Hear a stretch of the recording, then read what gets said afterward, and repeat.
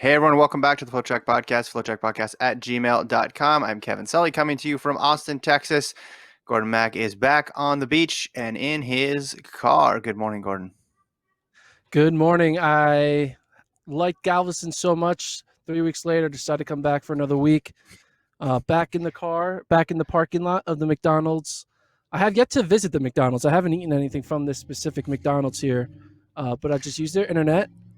Airbnbs in Galveston, man, they do not have good internet. I'm 0 for 2 on internet. There, the internet's bad when in the Airbnb in the directions it said, "Internet is best in kitchen." Mm, And this is a okay. studio Airbnb, so it's literally the bed is 5 feet from the kitchen, and if you can't get the internet sitting in your bed, it's not good internet. So I had to come over here to the McDonald's to do this weekly pod, daily pod. Man, we're not giving up. We aren't. Are the costs of the Airbnb at least affordable? Are you getting your money's worth even though there's no internet? Oh yeah, it's like less than $100 a night. We're right by Okay. Pleasure Pier. Have you ever heard of Pleasure Pier? I have not. I have not. It's a great pier. It has roller coasters and Ferris wheels, and yeah, log flumes on it. You, So I'm gonna check that out probably tomorrow. you don't want to give away too much information because then people are going to start showing up to the podcast location and trying to get on That's the true. show and bang on your car windows again like they did last week. I Yeah. know those were actually podcast fans who interrupted you a couple weeks ago in that location, right? Yes, they were podcast fans. It's crazy. The thing has just taken off ever since we've gone on the road with this pod. It's just like mayhem. I mean, college football is nice with their like game day atmosphere, but the McDonald's parking lot in Galveston can give them a run for their money.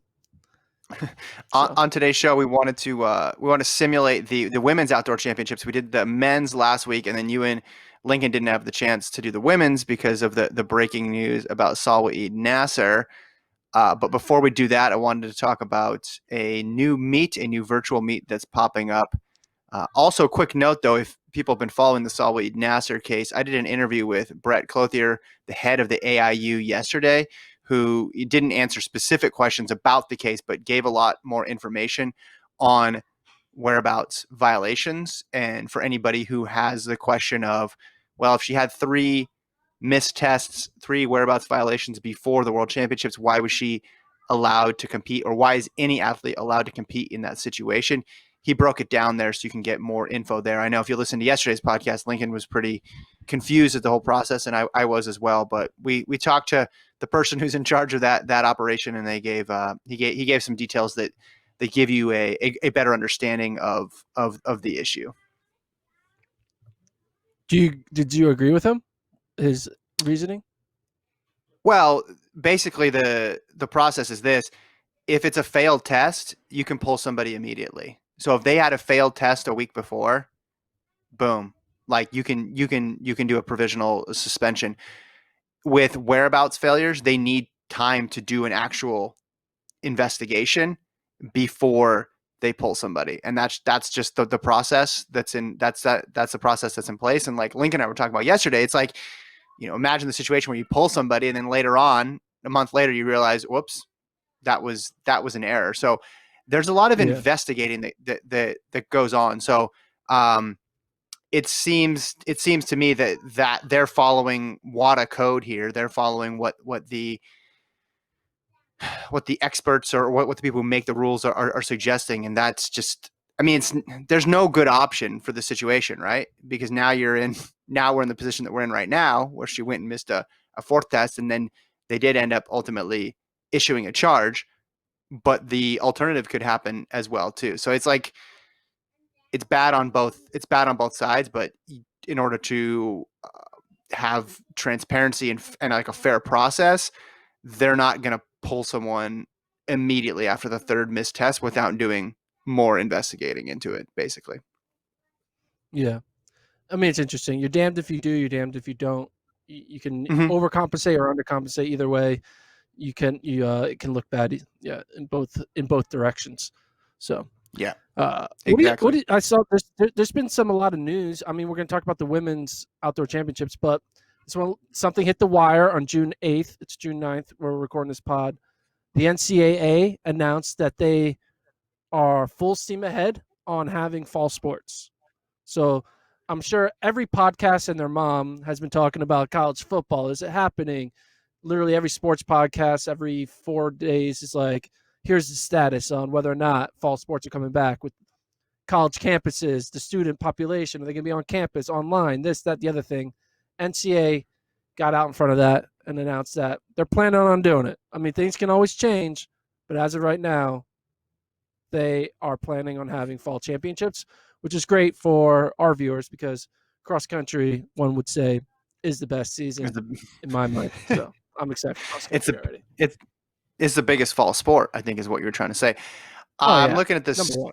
this statement from Linda Teeler. They never said that they were off, so nothing has actually changed here. They're just reaffirming that it's still that it's still on, and then there's this sentence here. It says the plan at this time is to keep the same format, same timelines, and same previously determined sites for fall championships. This approach is consistent with what we've heard from the membership in terms of current planning. We continue to acknowledge the ongoing uncertainty about the spread of the virus and the different actions and approaches states are taking to address it may cause modifications to be made to the playing, et cetera, et cetera, et cetera. So yeah, it's better than them saying it's completely off, of course, but it's reaffirming um, what we've already known. And I mean, you're in agreement with me. It's just as football goes, so goes everything else, right? I just want to know what someone does on a daily like work week, from 9 to 5, that works on the competition oversight committee. Like, what do? They just hang out. Like, all right, today's schedule is okay. Let's have sports. Cool. Adjourn. Like, what is the competition oversight? What are they overseeing? Well, What do they it's talk probably. about? I thought you were going to say, "What does someone do on a daily podcast?" And I could tell you to look back at the recent episodes. But I'm guessing it's not a full time job. People serve on committees I guess. in part time or volunteer capacities all the time. But yeah, July will we know more? Mid July? Like when are we Well, when does actually gonna? Because camps open up? When? End of July? Because the yeah, for first football, you talking football about? game is like end of August, right? So they probably have like 30 days of training camp, right? Yeah, yeah. You'd think. I mean, the NBA needs almost 2 months of training camp, so you'd think that football would at least get that much. Yeah, it's wait and see. We're not going to know. But I think as soon as football makes a decision strongly one way or the other, then it's gonna happen. I mean, doing cross country is just so much easier. Now, the money isn't there in the same way, but the logistics of putting on a cross country meet is just so much easier than doing anything related to football. It's not even close. And also, I'm not sure if you saw the news report, but the WHO said it is extremely rare to get the virus from asymptomatic people, which is the whole reason we were social distancing in the first place, was because you don't know who can have it.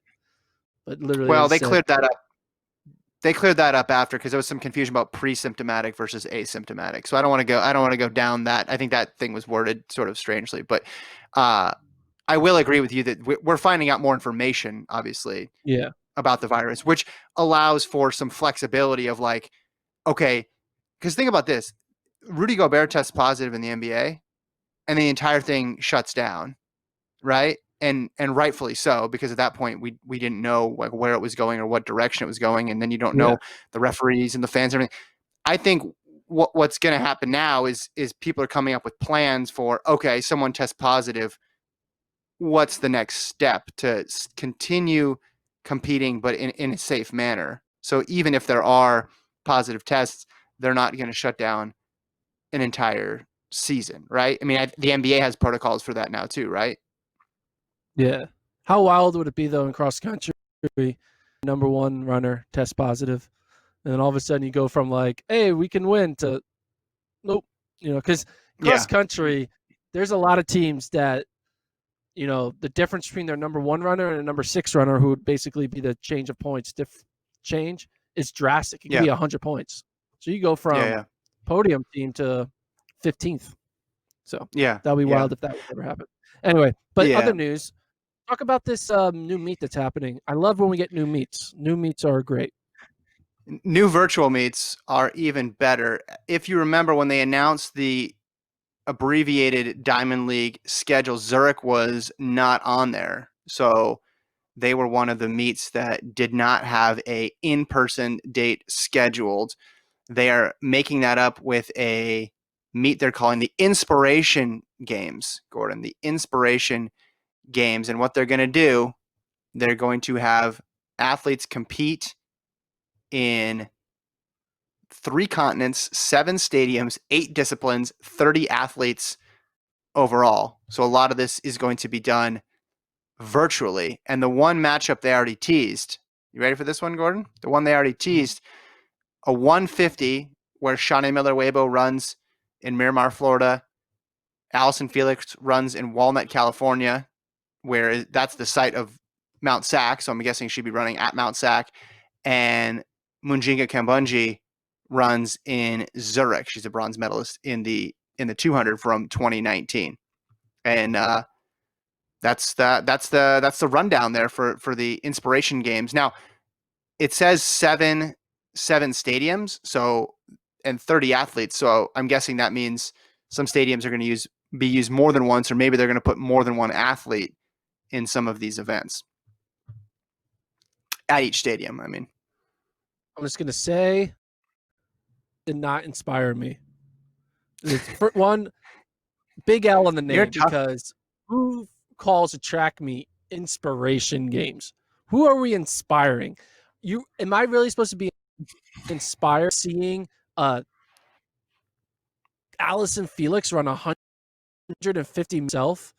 And Allison Felix, who like has definitely said goodbye to the 200 a long time ago. So 150 is even more of like this ain't my thing anymore. I don't know. It is boring. I'm not going to watch this. I am. I don't You even. said I'm not. before you'd I watch. refuse. You Would I said watch before it? you'd watch Well, time. No. Hold on. You're shooting down every single idea here. And in terms of the name, you didn't like the Impossible Games either, and now you don't like Inspiration. You just don't like the letter I. I think there's something with that letter that rubs you the wrong way. Before you said you didn't like Garden Clashes. Okay, that's fine. You don't like Garden Clashes, but you said you'd watch like a time trial between 2 different people. So I'm what not going if to you watch had Allison Felix run 150 meters. Boringest thing to ever watch. I'm sorry. She's not going to no. do anything. 150 meters is an event for like sprinters. Allison Felix is a now, and she's not in her prime sprinting. Like Allison Felix, when she was winning 200-meter medals, maybe that a little bit more fun. But like, Well, but the whole meet, you don't know the whole it's like meet. watching What if there's Fred Curley. Like, what, Matt? Would you enjoy watching Fred Curley run 150 meters? You'd be like, this is stupid. I want to watch Fred Curley you're run 400 meters. you're focusing too much on the names for one specific event and not enough on the overall inspiration from this meet, Gordon. I think that's the problem here. What if there's a mile? What if there's a mile between Centro, Ingebrigtsen, and Chariot? Well, they're I'm probably not not saying going to do they're a doing mile. that. They're probably going to run 1100 and be like, ooh, this is a new event, 1100 meters. It's not a 1K. It's not 1200. That's what's going to happen because none Okay. of the athletes are only doing it. They're just being paid. Hey, what can we get you to do? They're not going to train for it. Shanae Miller-Weibo is not going to do. Is literally going to show up in sweats. Oh, okay, I got to run 150. Run it. She's going to stride it. It's going to be glorified strides, Yeah. pretending to be a track meet, and Well, these they got to get international ready for. athletes are going to basically fleece the Zurich Diamond League event directors for appearance fee money. It's like, wait, all I That's gotta what you're do is worried put up a about. webcam on my track and run 150 meters, and you'll give me 10 grand. Done, sign, seal, deliver. I'm gonna eat a burger before. I'm gonna drink a milkshake after. I'm gonna go to the bar later on because I ain't caring about racing until 2021. That's what they're doing. They are fleecing these meet directors. I'm Well, just saying. That's hold what's on happening. though. Don't they need to get some reps in if they're going to run this abbreviated Diamond League schedule in August, September, October? Why not? Why not Rep. run This a is meet? 150 meters, Kevin. This isn't Yeah, a rep. yeah, it's Like, longer than the 100, shorter than the 200. Look, you're getting fixated on the distance. Just say hypothetically it's a 200. Who cares about the distance? well, I I think they'll do. take it seriously. I care about the distance. I think they'll take it seriously. Look, Would okay, you get here excited I'll give you a. watching Kipchoge run 60 meters? You'd be like, this is stupid. Actually, I would watch Kipchoge runs Kipchoge run 60. 60 I would minute. watch. Yeah, I that's a watch a 60 terrible minute. take on your part. That would be fun to watch. But watching Kipchoge run like I don't know. I bet I just you want to see him one run. of I want to I see him bet you they run run. in I want to see I people bet you they run. run in flats. I bet you they run in flat. Okay, I'll give you the chance now. I'll give you the chance now. You're creating your own inspiration games here. So they have come up with this idea, spans a bunch of different continents, 30 athletes, different events, different stadiums. We know one matchup, Miller Weibo, Felix Kembunji. What would you like to see? If you could program one event or change even the structure, how would you do it? I mean, I would want to see Paul Chelimo race Lopez Lemong Okay. What distance? in a 5K. Okay. And what I would want is I would want Paul Chelimo's teammates to rabbit him, and I want Lopez Lemong's teammates to rabbit Lopez. So Mm-hmm. literally, it's like a team effort to try to get their guy the victory. And basically, you give them like rabbits, two or three rabbits, along with Chelimo or Lopez, whoever wins. So it's like a team competition, and Mm-hmm. they are trying to, uh, run a 5K or 3K. No, 3K. 5K might be a little long. No, to get the rabbits involved, make it a 5. That's what I want to see. Okay. But see, I see the inspiration games as a step to get to that point. I like your idea too, but I think both of those things can happen. What you're saying is basically what they're This going isn't a to step, man. This is like a crawl. do. Hey, dude, I'm in a a I'm in a month I'm in ago, a zesty a mood right month ago, now. I I'm didn't see. sorry. A month ago, I didn't think we were going to see any sports like for track. I didn't think we were going to see meets. So this is. I'll take it. There's a very low bar I have to clear. But what you're talking about is with the impossible games, although that's different. They're scoring the first three. You want a one-on-one matchup where a team tries to just pull one guy to a fast time competing virtually against another guy, right? Yeah, or you could do like a relay, like do Bowerman versus ADP 4 by mile. That would be something fun to Mm-hmm. watch. So there's like a baton involved and just like boom, boom, boom. The only negative Okay. thing is virtual racing isn't gonna be isn't there's it's just you're just it's not that It's interesting virtual because you're not racing. gonna Yeah. well you don't know like who if you're winning or losing. You're just going and like, oh, did I win? Oh, I didn't. Oh, okay. Well, I didn't win because I didn't know if I was winning. Look, Mm-hmm. every athlete after all these races isn't going to be disappointed. Like virtual meets is the epitome of global exhibition. Like it's Yeah, not yeah, yeah. fun No, I when the get. person it's when the person loses and they really don't care because they're like whatever. Yeah. That's Well, look. you want to be something on something at stake. You want Yeah, yeah. pride. Well, That's why I think Chelimo and Lopez. I think Lopez or Chelimo losing to each other, they'd be pissed. But Alison Felix goes out there and runs a 20-second 150. She'll be like, I think whatever. she'll go. I think she'll go faster than that. I'm just gonna predict that right I know, now. but you I know will. what? I will. I will. I will bet you with that one. I think the whole point here isn't to have the world's most impactful, important high stakes meet. I think the thing that they're going for is just you get to see people compete again or at least run again. So, and I think there's some comfort to that and some enjoyment of just like watching Shauna Miller-Weibo run again because she's one of the fastest women in the world, and you just get joy out of seeing them run. Is it the exact same thing as the World Championships? No, and it's not pretending to be. I think it's more just you get to see everybody. It's like a celebrity golf tournament almost, right? You're seeing Yeah, golf being played, and it's just like fun to see people out doing something that we've enjoyed them doing before. That's all it is. yeah. I just get annoyed when these athletes do off event races and they do it because of pride, because you don't want to put yourself in your marquee event because that gives you the opportunity to be like Yeah, but that's a different. Yeah, yeah, that's a different to story lose in though. I your think. marquee event. Like that's why like when I do the the Boston boost games, that's why Noah Lyles is running like a 76 meters or something like that. He's like, okay, Yeah, cool. Like, because it allows the stars to lose and not feel like they lost. And I don't like that. I don't like it when we give these little cookies to stars, be like, hey, it's okay if you lose because it wasn't your real event. When Sydney McLaughlin goes out there and runs a 500 on an indoor track against literally people who would lose to D3 NCAA athletes. Like, I'm not sure if you saw 2 years Yeah, ago, Sydney was racing against, like, it's just like, yeah, it's not real. And we yeah. But pretend it's real. I don't know. you're pulling in another issue that's separate from this. That's a pre-pandemic Yeah. issue, and that's going to be there after the pandemic. And there's plenty of time to argue about that. I think in this case, there's a finite amount of stars. You want to bring as many of them in as you can. And Felix is more of a 400 runner. Shawnee Miller Weibo is more of a 200 runner, but you want them both to be quote unquote So they meet competing against. halfway at 150. Yeah, well, I don't know, but then you also want to bring in Kambunji there, who's a 200 runner.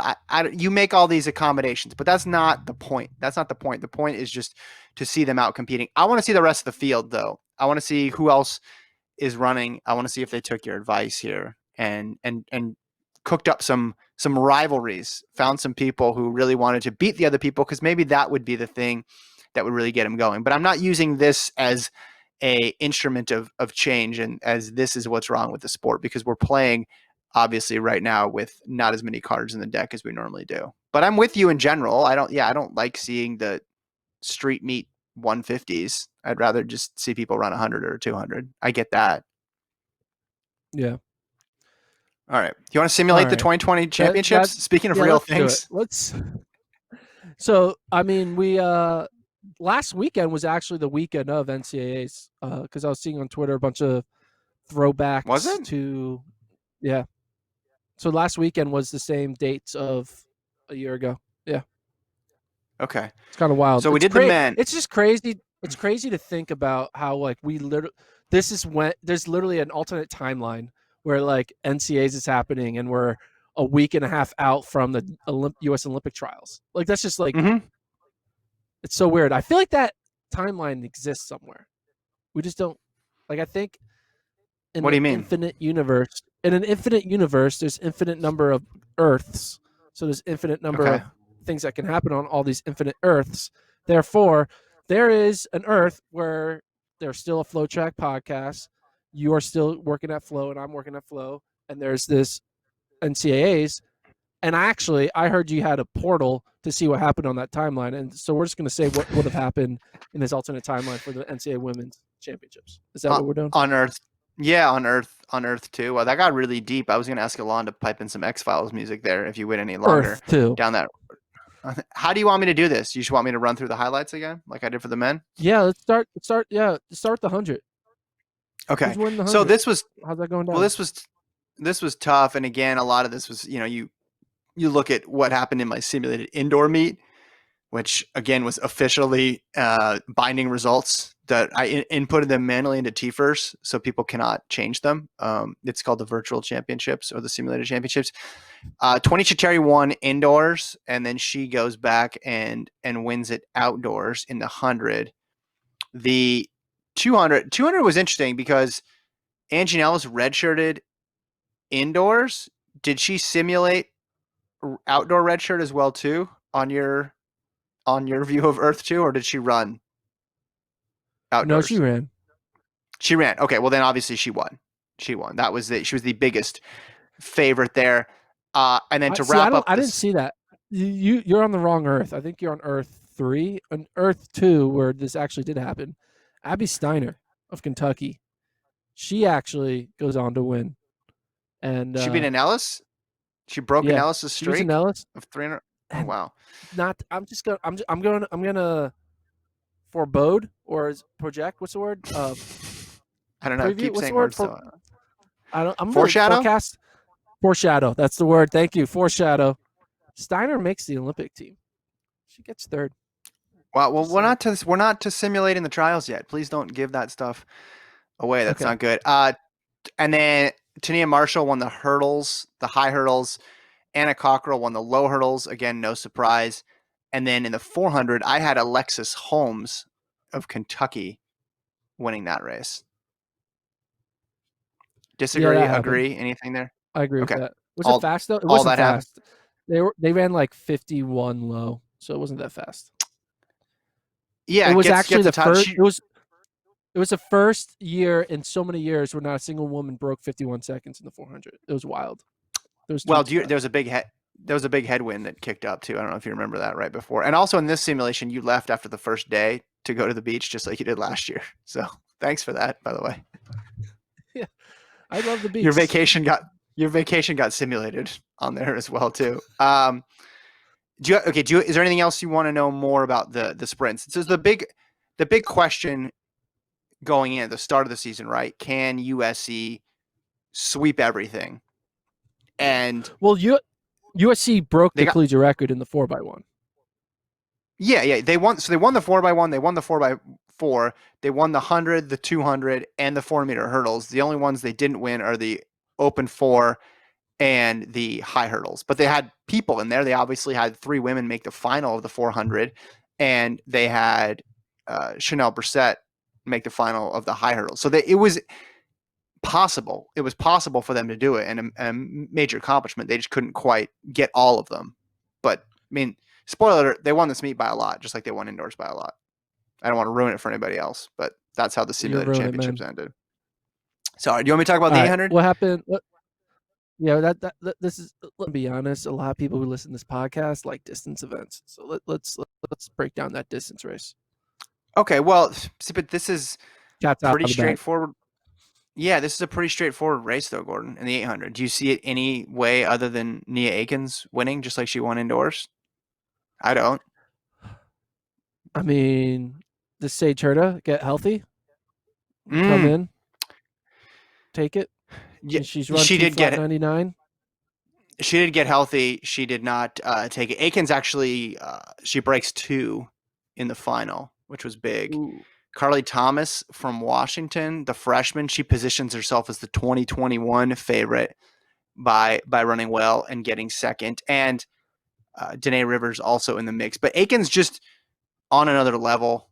An amazing season for her. She puts herself in the Bowerman conversation, the simulated Bowerman conversation, because she wins indoors and outdoors. And also, again, not going to get ahead of myself for simulating the Olympic trials, but definitely somebody who could get that 3rd spot for the Olympic trials in a competitive. You got Raven Rogers, you got Ajay Wilson up front, Hannah Green is right there, Sierra Brown's right there, but Nia Akins is in that group right there, who has a chance, if everything breaks right, to get that 3rd spot.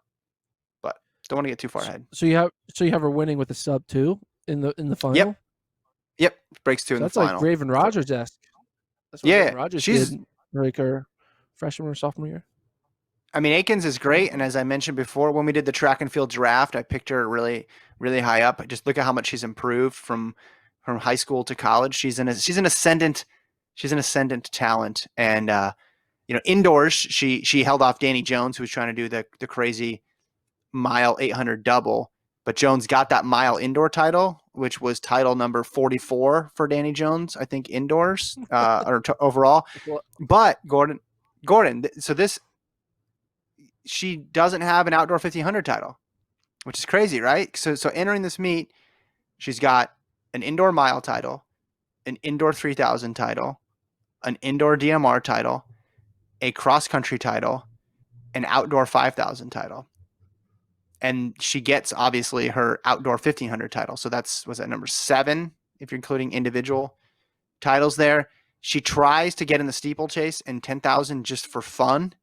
But they heed caution. Mark Wetmore's like, no, let's pump the brakes a little bit here. But she's able to get the 1500 title there in who her last race. who was battling Danny Jones for the win in that 1500? Like who was on that home stretch? It was Orton and Jones broke. So remember last year, you weren't there. You were at the beach, but there was a really good women's 1500 at the NCAA meet last year between Sinclair Johnson and Jessica Hall, where they just basically ignored the fact that it was 100 and something degrees on the track. They took the temperature of the track, they took the thermometer, and they smashed it on the ground with their spikes, and they just said, "Screw it, we're going to run really fast."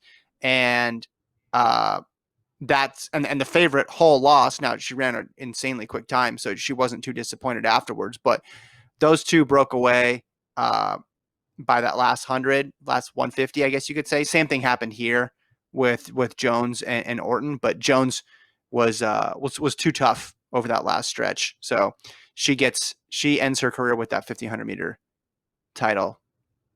And just, I mean, the range, right? So she's got cross country, she's got mile, she's got everything in between pretty much. Just no. So yeah, mile to 6K basically. She dominated that Yeah, era. Or 1500.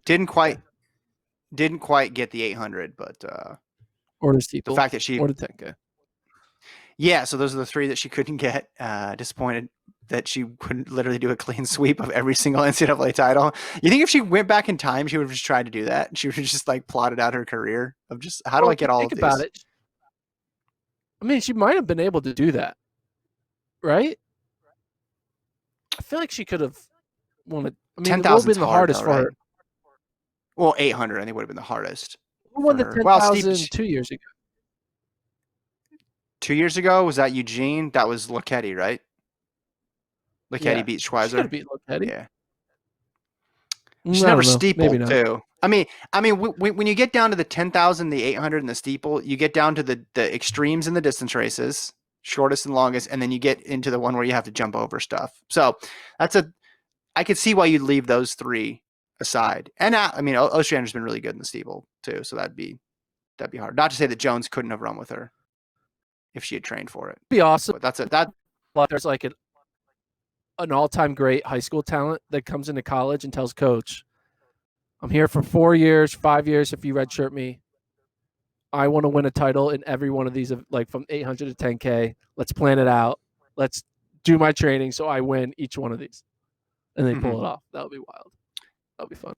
Anyway. I'm surprised you never wrote an article about how Cheserek could have done it.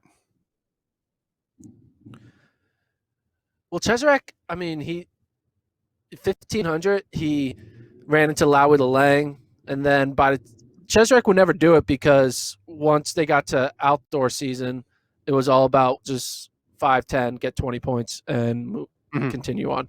Like he was never given the luxury of like, hey, let me do something for me. It was always like Oregon first, Ches second. Yeah. So. Well, and the idea of him winning an 800, that might be a bridge too far. The 800. I think he could have. I mean, Ches could have found a way. Some of those 800, like the year when like Edwin Kemboy won, he could have beaten him. Edward Kemboy, excuse me. I don't know. Yeah. Not during the UTEP years or Isaiah Harris year, but maybe somewhere in between. So what happened in the five? The five, Janny Jones vacates that because she doesn't compete in it, but it's still a good field there. You got Kaladi, you got Izzo, you got the Haas twins from Minnesota. I have Monson getting it done. A little bit of a payback from last year's outdoor season when she got hurt. So I have Monson actually getting the title there ahead of Kaladi. O'Keefe was banged up in cross country. I think Ella Donahue was actually Warner redshirted. I simulated a red shirt for Taylor Warner. Yeah.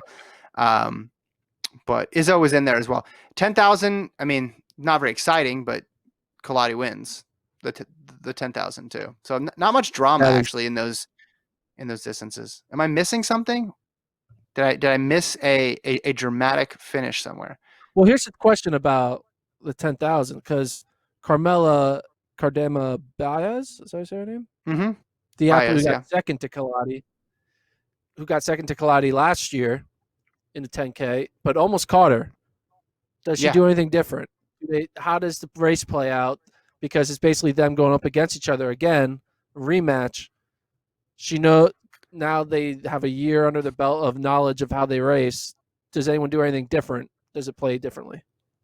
Well, I think Kaladi is the one who makes the bigger leap. So I think the margin is actually bigger this time around because Kaladi's in a better spot. And that race was weird. I almost thought she lost track a bit of how far in front she was because the gap was so significant. And then it wasn't until the very end. And remember, she came back on her.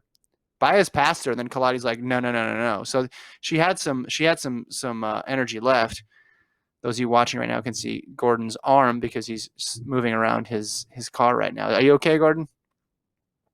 Yeah, I'm good. Okay, we're good. So steeple, do you want to talk steeple? Yeah, let's Because talk steeple. Ali Ostrander went pro, obviously.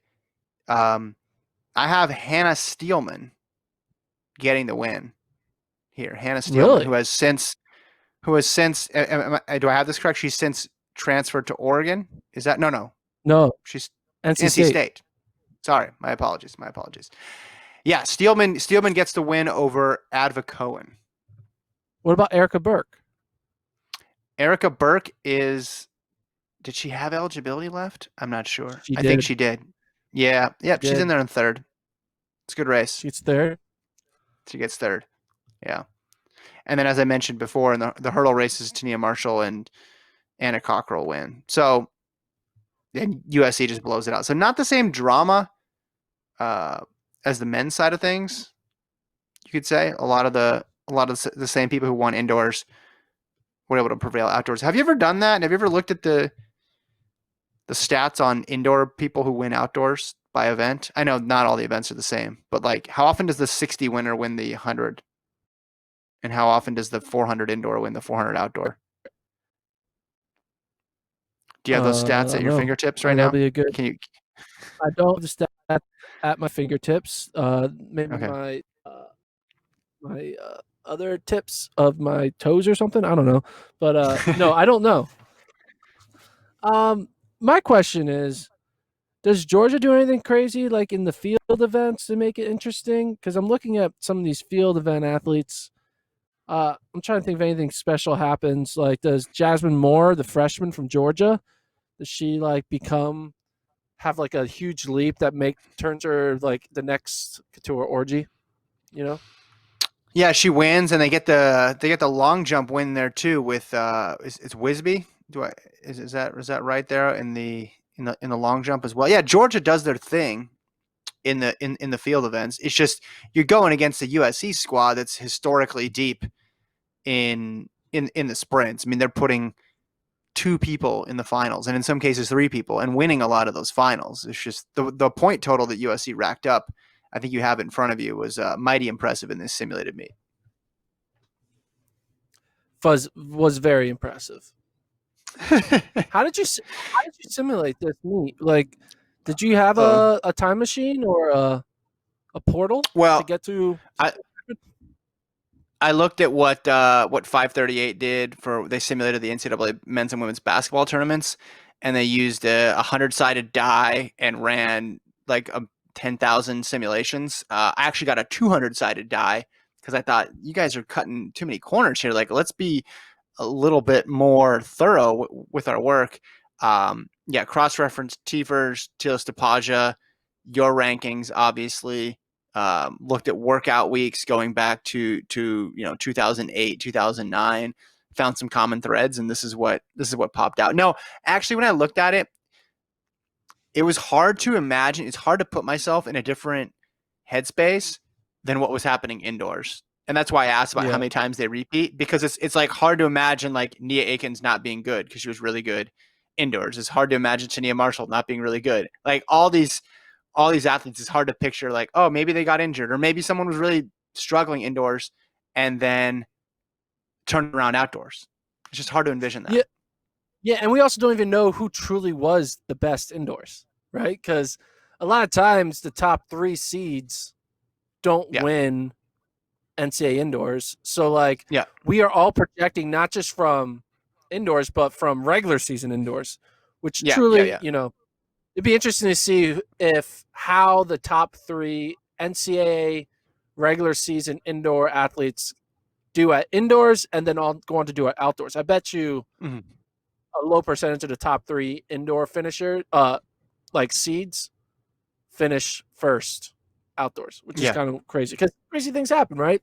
People go fast, things get tactical, you know, especially Well, tactical races. The mile, like the fastest people aren't going to be always the ones who win because there's going to be someone who shows up has a kick out of nowhere that we don't know about. so So the indoor thing would have been interesting too, especially with the distance races, because it would have been at altitude, and then you would have gone to Austin for outdoors, which obviously not only is it not at altitude, but last year was so hot that they postponed the start of the men's 10,000, and a lot of those races obviously were impacted by the conditions. So it would have been totally different. And I see your point too with especially the sprints. And I said this with the men's sprints, but it's the same thing with the women's sprints. It's like we don't know who those people were. Like you knew there was a couple names, like Anellis and Cockrell, and on the men's side, Quincy Hall, but there could have been a breakout person who was sixth in the descending order list who went to Albuquerque and just destroyed everybody, and then just kept going outdoors. Of like, okay, that's the person, that's the new name in the track world, and we don't know who those new names are, and it's going to take a whole other because sprinters aren't running during the fall. It's going to take a whole other season. We're not going to know that until next March, really, NCAA championship time, unless somebody really goes off on a tear in the regular season. But we're not going to know that until the next indoor championships. Yeah, it's weird. I'm really excited to simulate I'm not. the trials. Why not? That's gonna be the best thing. I thought I would like simulating things way more than I do. It just makes me wish that there was actually like sports, like actual track meets. I don't know. Like it's fun, but you default to, because you can never come up with some of this stuff. Like some of the stuff that actually happens in real life, you couldn't even come up with because it's so like surprising, right? Like look at, I don't know, like we always talked about how good Holloway was, but did we ever actually think that last year he was going to run the 60 and the 60 hurdles and do both? Like that was never in the equation. It was like, oh, he's going to run the 200, or he's going to, like, if he's going to do different events, he's going to try to run the 400 hurdle. There's all this crazy stuff, but the obvious thing was like right in front of our face. And that's just like, Yeah. like you can't, it's hard to come up with something sometimes that's as unpredictable as what you see in the actual competition, right? Yeah, it's weird. Like working Like in Ches working at losing, Flow. right? Yeah, Like you never would have thought Ches would or Ches's end of his career. You never thought that's how his career would end. Sorry, keep yeah. going. I mean, and you always like, it's kind of weird how like it's a sport that has this time variable, right? Where Mm-hmm. or a mark, like that is your you are the fastest person in the season. So a lot of times just like your mind says, if you're the fastest, that means you're the best and you will win. And a lot of times Mm-hmm. that's true, but a lot of times that means absolutely nothing, and you don't know when it's true and when it means nothing. You can Mm-hmm. take educated guesses that Eliud Kipchoge having the fastest marathon time means that most likely he is the best athlete. Yeah. But there's always that day where like the best athlete doesn't win, and with so many events, across multiple disciplines, you're always going to be wrong somewhere, and that's what's Yeah. wild about the sport, is that it never goes chalk. You know, Th- I thought it was think of like, it. All you. especially like, oh, go continue.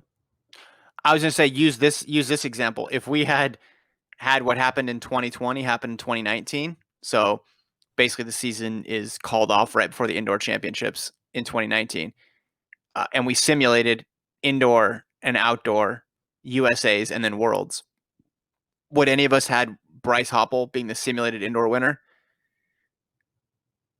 No, or the simulated outdoor winner, or no, making the world championship team, or getting fourth? Even if the season stopped after each one of those meets, we probably still would not have had him doing that, replicating that next performance. Like even yeah, after like USA's, you wouldn't, and you simulated worlds because worlds got canceled. You wouldn't be like, yeah, Hoppel gets fourth. No, I just said Hoppel goes out in the semis because he's tired because he's run 400 races this year. That's what I would have said, right? Like yeah, like there was no reason for him to continue to do what he did. It was insane. So at the beginning, in 1 year or 9 months, he went from a really good like collegiate runner to one of the best in the world, but he was not popping up in conversations before that at all.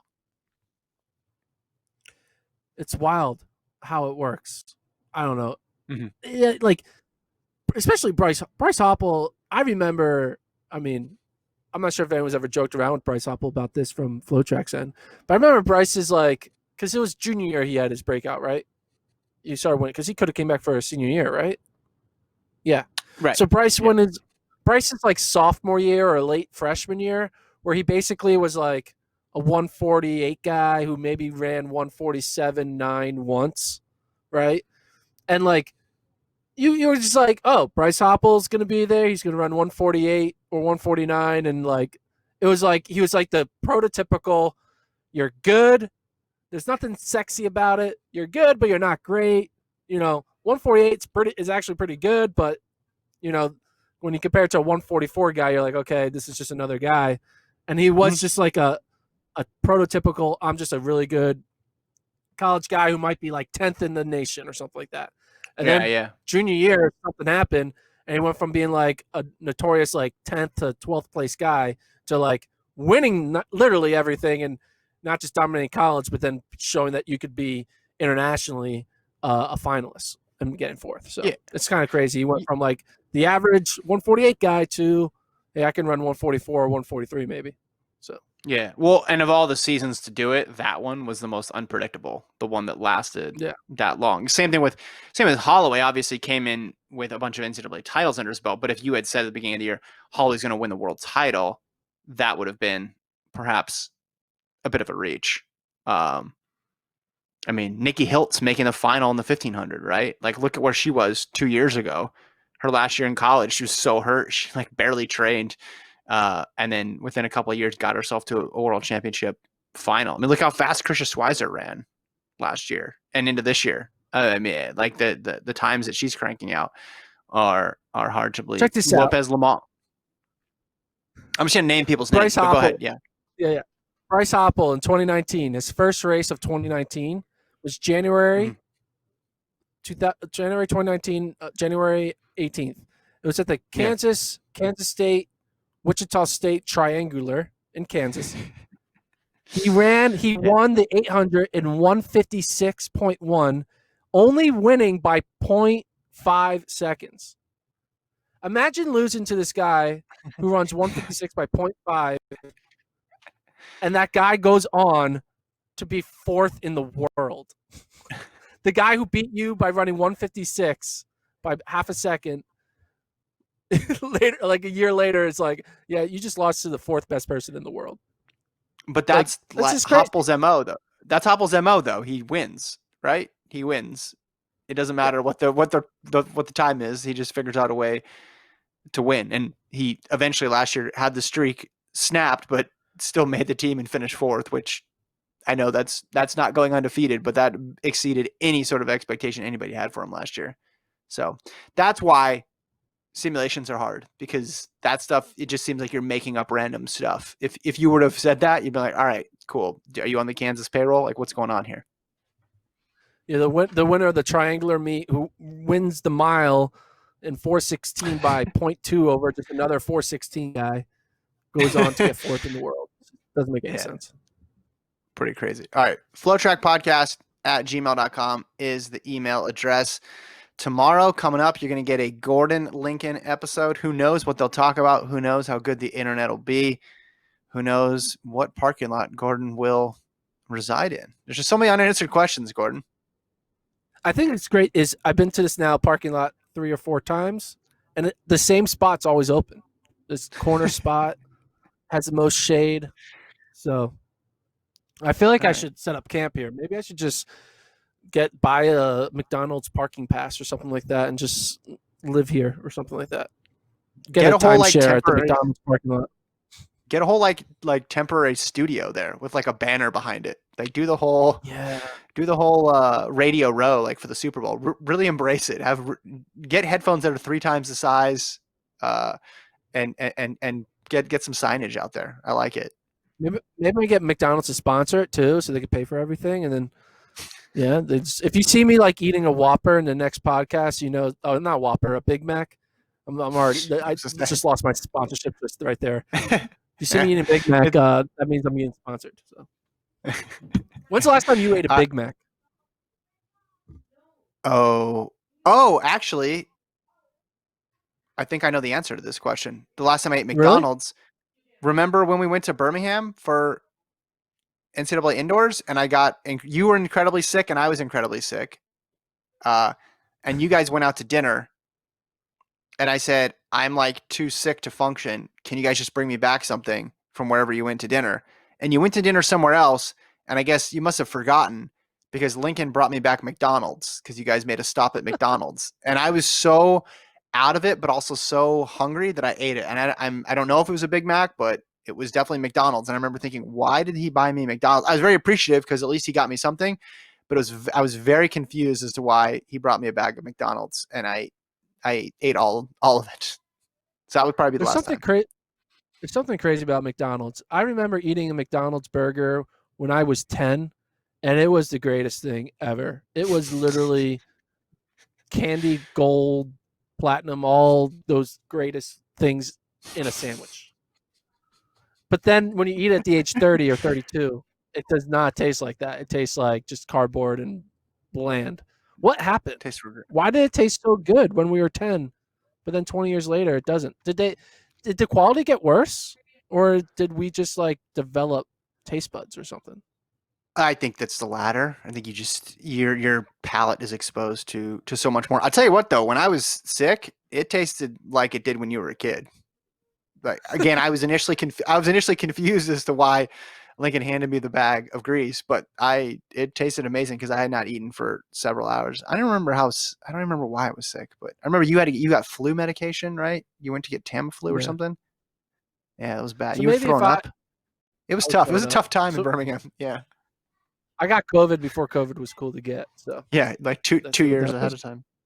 Maybe that was ground zero. The Birmingham Indoor Championships of 2018 or Dude, 2019, whatever year.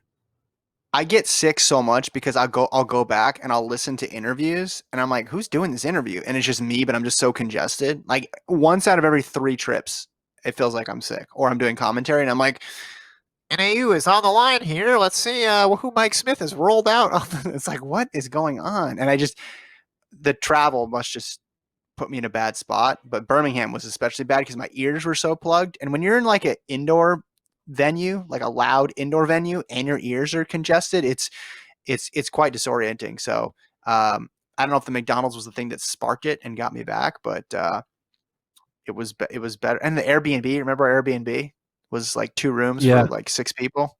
with zero chairs. There was zero it was chairs in the Airbnb.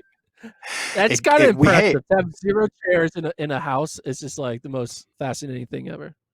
hey we never Zero advertised chairs. chairs, all right? That's extra. Who would have All thought you right. need a checkbox chairs as like a thing for a room? Anyway, it had tables, it had beds, but no chairs. It's wild. Yeah, So it's it was strange.